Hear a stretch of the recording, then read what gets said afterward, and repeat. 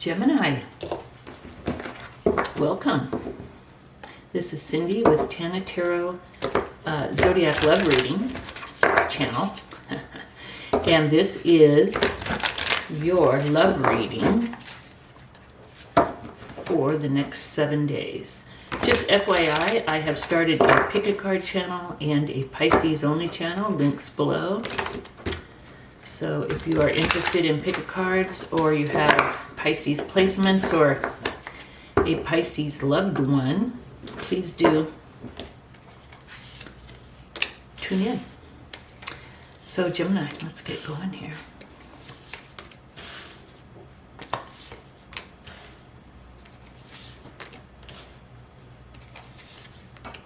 Sorry, I'm already telling myself this story.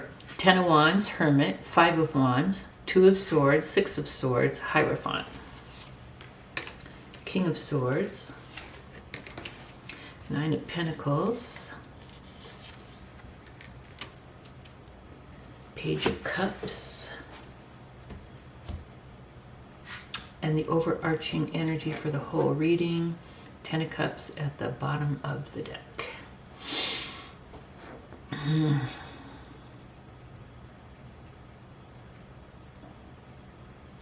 So it looks like to me, I'm not even going to look at the other person. I'm just going to look at you for a minute here, Gemini.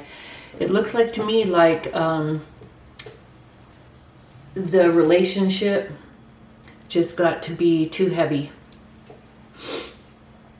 and burdensome, overwhelming. I believe I'm feeling like you felt like you were the one doing all the work, carrying the majority of the load. I don't know, financial, emotional, whatever it was, but I see you either leaving or ready to leave.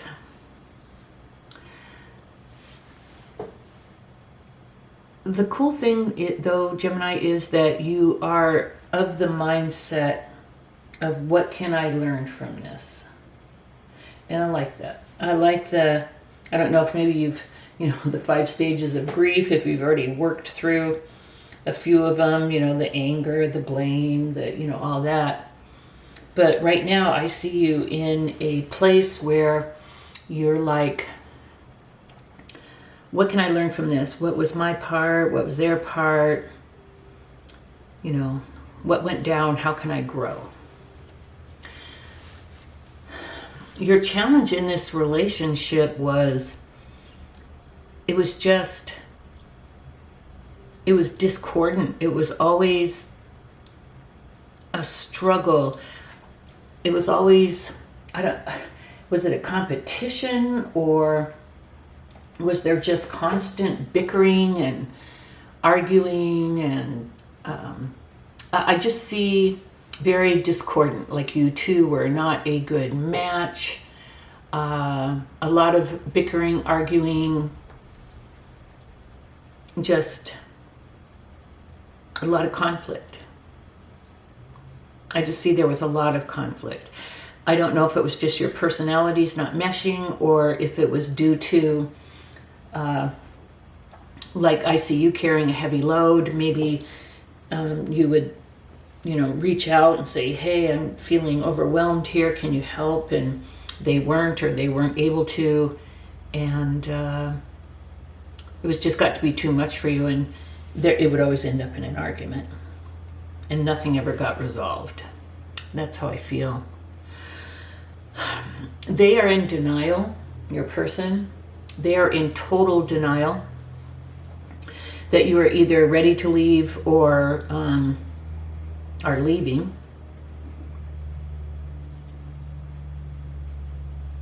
Yeah, they're in total denial. They're stuck. They don't know what to do. I kind of have a feeling that even up here with you voicing, verbalizing your needs, they heard it, but for some reason it's just like they didn't get it, or if they got it, they couldn't or wouldn't do anything about it. They see you leaving. Yeah, they just don't want to face the truth. They see you leaving.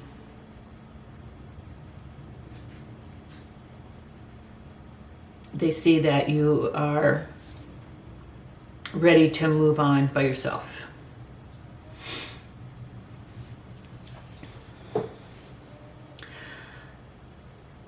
They just couldn't take things seriously. They couldn't take things to the next step.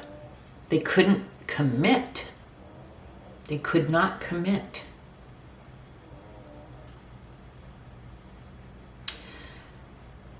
I don't know why. I don't know if, issues from their childhood, maybe you weren't the one. But it looks to me like they could have been a lot more fair to you instead of just like ignoring your requests to the point of making it so unhappy for you. They could have definitely handled things better. But they are unwilling or unable to give you what you need, what you want.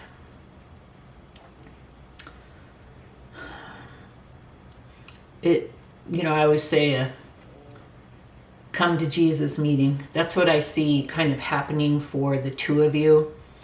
Like there's finally some type of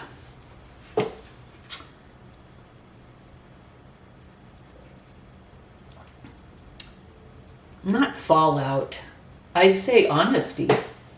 There's finally some type of honest communication that happens between the two of you.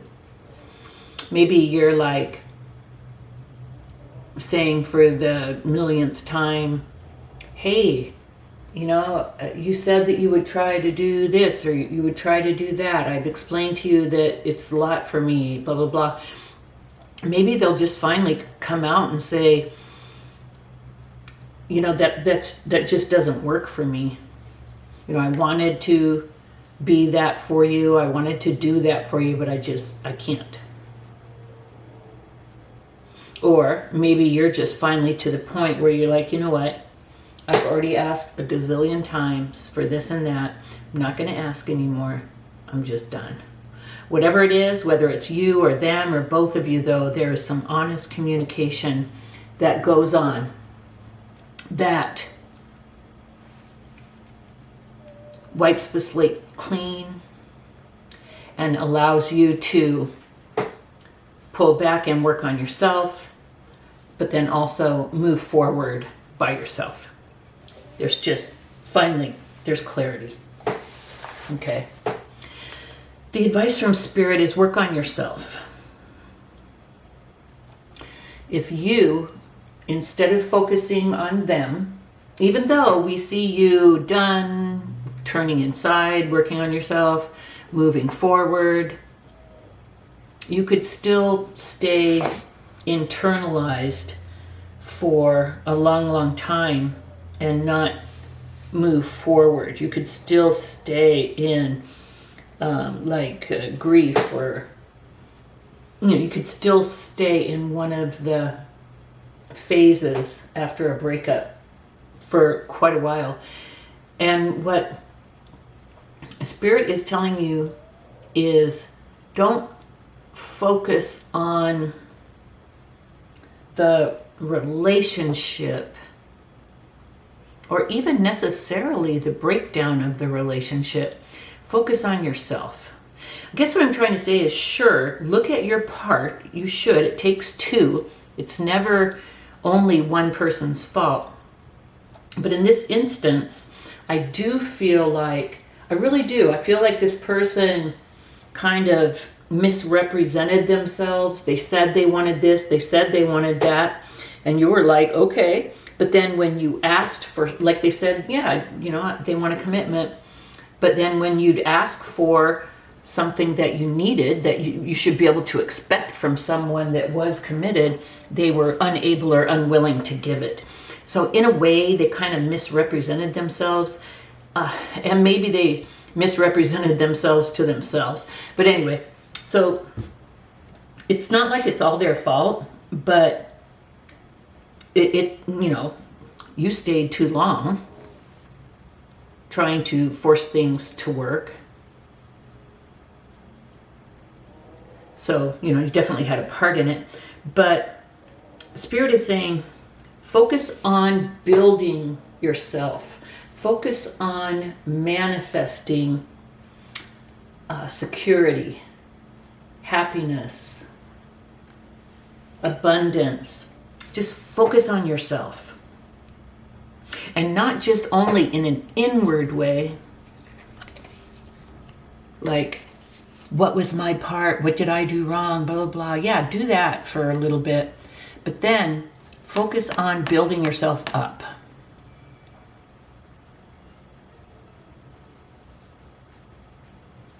Both nines. Okay, focus on building yourself up.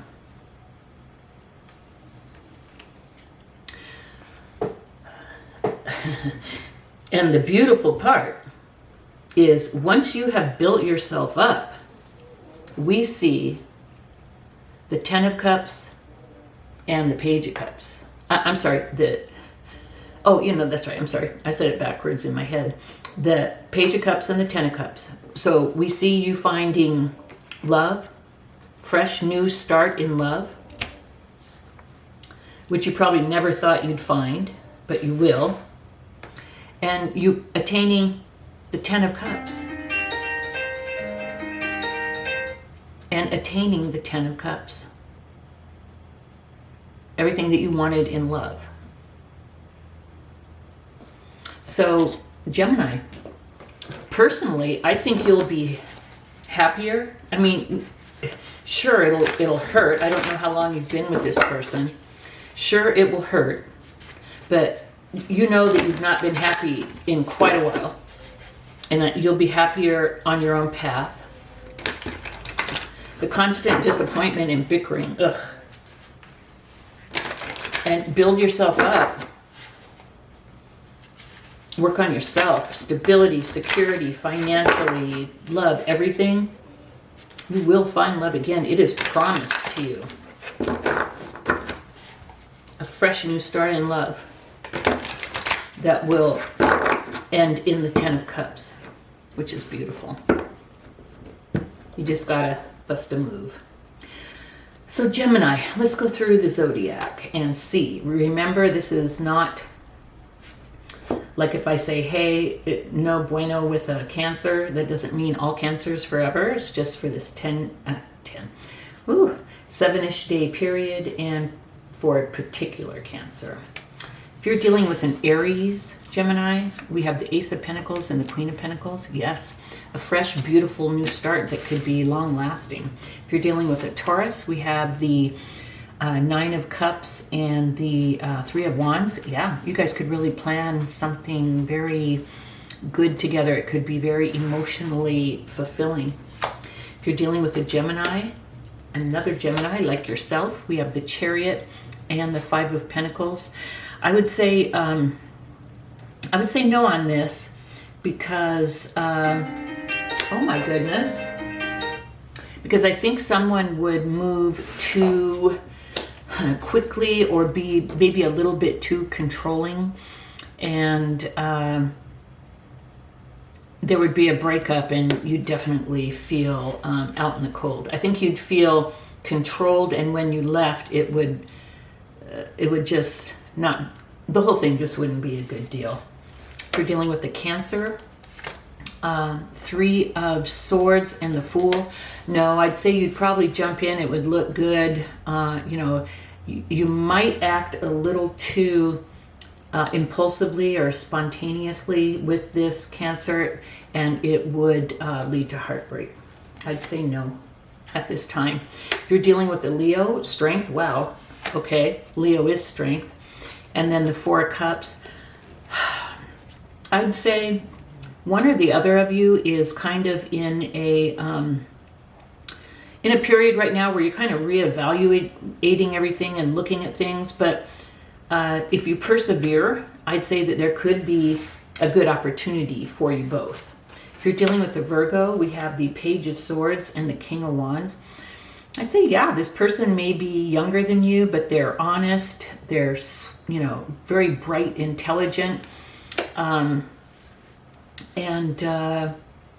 you know, really working hard to on maturity and entrepreneurship.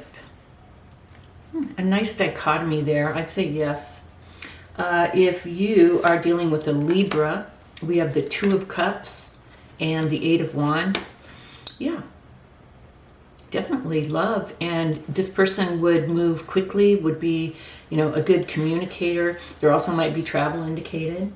If you're dealing with a Scorpio, we have the Seven of Pentacles and the Nine of Swords. I'd say no with the Scorpio. It would go slow. You'd be like, oh my God. You'd be up in your head. Why is it going so slow? Am I the one? No good. If you're dealing with a Sag, we have the Nine of Wands and Judgment. Wow, I think I've seen this combo before. This would mean to me, if you're dealing with a Sag, that you've been working on it a long, long time, and there's finally a chance for a new beginning, or that someone's been trying to get back together for a long time, and that there might be a good chance for, you know, rekindling. So with a Sag, yeah, I could see it happening.